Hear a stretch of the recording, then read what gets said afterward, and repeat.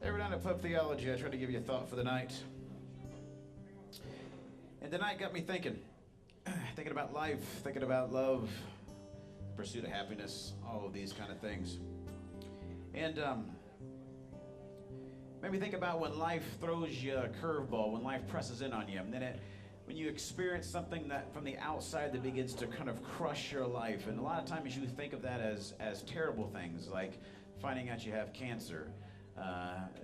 This is going to be a difficult day in my household this weekend.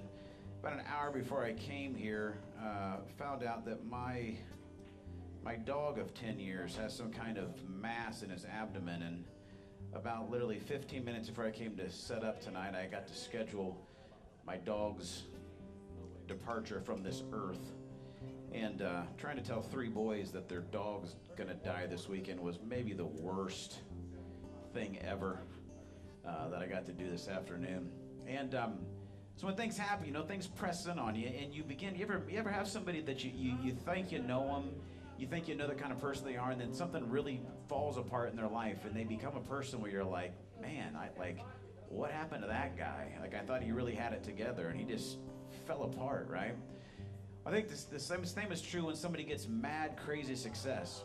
You know what I mean? You meet somebody, and you're like, man, that girl, she's got it all together. And then all of a sudden, she gets that huge promotion and all the big money and whatever else it is. And you just watch this person emerge, and you're like, man, I didn't think she was like that. Like, what happened?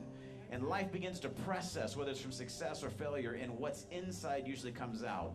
The kind of fancy word for the insides is not your guts, but it's your character, right? It's the stuff that that happens in life when life presses you. And Jesus was talking about that, but he was using a way for us to kind of get this. And here's your thought for the evening: is he says in Matthew chapter 12, puts it like this. He says, where am I at here? He says, make a tree good, and its fruit will be good, or make a tree bad, and its fruit will be bad, for a tree is recognized by its fruit. Make a tree good, right, and it'll be good. Make a tree bad, and it'll be bad. And from its fruit, you will know it. How do you make a tree good? Well, a tree becomes good by what's below the surface, right? You have a problem at home, a fruit tree or something, and you're getting rotten fruit. The problem isn't probably on the limbs. The problem is probably somewhere beneath the surface, places you can't see. It's the character of the tree, right? And what happens if the character's good, no matter what happens, it naturally produces fruit. Naturally produces what it should. And in our lives, man, it's the same way. And I think all of us in our life, we want to be people of integrity, right? People that are actually consistent. That, man, what we say, we actually do. We actually follow through with it. And I think all of us want to believe that if, man, life got really bad, I'd still be who I am today. Or, you know what, if I won $1 million tomorrow, I'd still be the same caring person I am. Good or bad, I'd be a person of character and integrity. The reality is that we don't have to live very long on this earth to know that's not true. And so I began thinking about, man, this idea of surviving breast cancer. One of the cool things of all the ladies that we'll meet this month is every single lady has not only survived cancer, but they've walked away with it with greater hope. They walk through it with a character of hope, and it's because they all have a faith and a hope in the love of Jesus. That'll be a consistent thing for the month if you come see us. And so I thought to myself, man, what's the kind of first beginning character trait that I could maybe give you a tip? Maybe you're going through some crap in life and you're like, man, I tell you what, I want to be a better person when this whole deal is over. Well, the first basic foundational character trait in life is humility. It's actually the only thing in the Bible that God says he won't do for us, that we actually have to choose to do ourselves. And usually what I find is you have a choice in life. You have to choose to humble yourself through life in the good times and the bad, or life begins to humiliate you. Have you ever met somebody, right, that just is so far up their own tail they can't see, and things happen, you begin to realize, why do you seem to get humiliated in life constantly? Well, they're probably a person that refuses to humble themselves. The cool thing about humbling yourself is it's actually about coming down to earth. The word humble, right, it actually means, it's from the Latin, right? It means humus, the word humus. It means earth or dirt.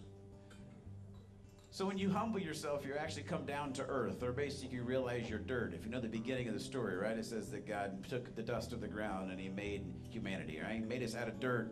He breathed his spirit into us, and that's the special part about us. The non-special part is that we're all dirt.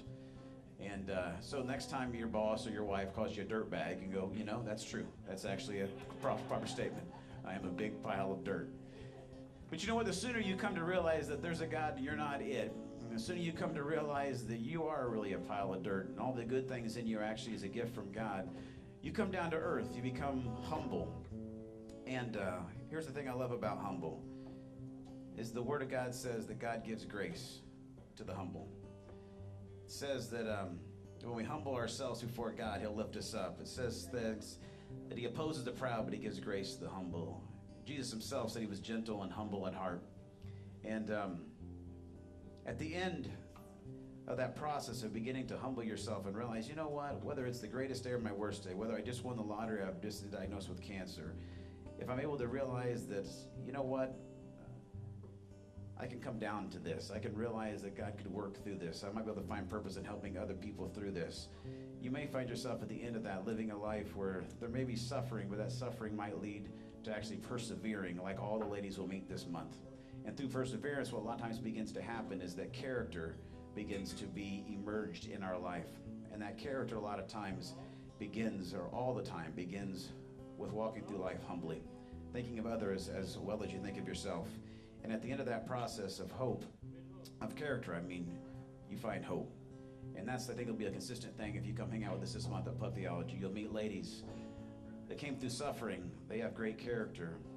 They persevered, and they're people of hope. And I hope they inspire you throughout this month. That's your thought for the night at Pub Theology, ladies and gentlemen.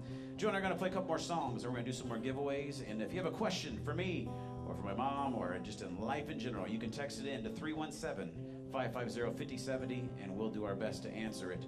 317-550-5070.